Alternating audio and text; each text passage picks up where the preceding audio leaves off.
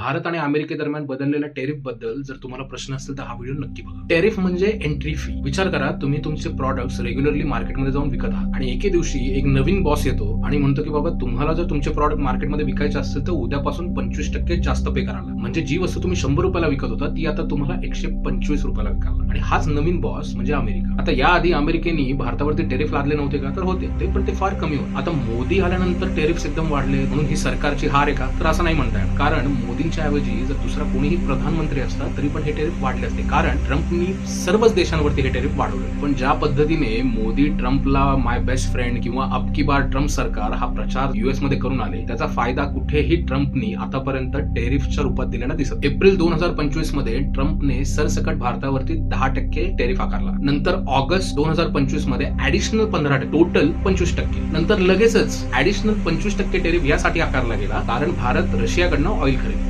आता नवीन डील नुसार काय टेरिफचे रेट आहे? तर भारत रशियाकडनं ऑइल घेत असल्यामुळे जो ऍडिशनल 25% टेरिफ लादला गेला होता तो आता कम्प्लिटली झिरो करण्यात आला आणि रेसिप्रोकल टेरिफ जो आहे तो 25%वरनं 18%वरती आणलेला. आता हे खरंच भारताच्या फायद्याचं आहे का? जर आपण डेटा बघितला तर असं दिसतं की जेवढा डिस्काउंट आपल्याला रशियन ऑइल खरेदी केल्यामुळे मिळत होता त्याच्यापेक्षा बराच जास्त फायदा हा टेरिफ कमी झाल्यामुळे मिळतात. वाटत असेल हा चेंज भारताच्या फायद्याचा आहे, बरोबर ना? अहो पण आपण अमेरिकेच्या अटींबद्दल अजून कुठे काय बोलतोय? हा रेट चेंज करण्यासाठी अमेरिकेने ज्या अटी किंवा निर्बंध भारतावर घातलेले ते फारच धोकादायक आहे आणि त्याच्यामुळे बरेच सारे प्रश्न उद्भवतात. भारताने कोणाकडनं ऑइल घ्यावं किंवा घेऊ नये हा भारताचा सर्वस्वी प्रश्न. त्यामध्ये अमेरिकेने लुडबुड का करावी आणि स्वतंत्र भारताने अमेरिकेची ही लुडबुड मान्य का करावी? रेसिप्रोकल टेरिफ हा अमेरिकेने 7% कमी केला, म्हणजे जो टेरिफ 25% होता तो 18% वर. पण भारताने अमेरिकेवरचा तो टेरिफ 0 केला. जर आपण तेलाबद्दलच्या अटी मान्य करत असू तर मग जेवढा टेरिफ अमेरिका आपल्यावरती लादत आहे तेवढाच टेरिफ आपण अमेरिकेवरती का नाही लादू शकलो? भारत आतापर्यंत ऑन अँड ऍव्हरेज 17 ते 18% पर्यंतचा टेरिफ हा अमेरिकेवरती लावत. मग तेवढाच टेरिफ आपण अजूनही का नाही लावू शकलो?